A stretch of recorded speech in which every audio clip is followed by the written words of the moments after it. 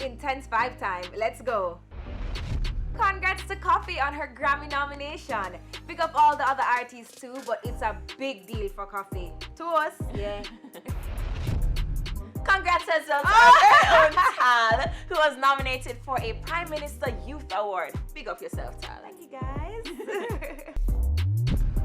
Tanto in Dubai. You can only imagine. You might turn you for makeup par. Really and truly. The Prime Minister's cap. Most honorable bro God. Big up yourself. Yeah.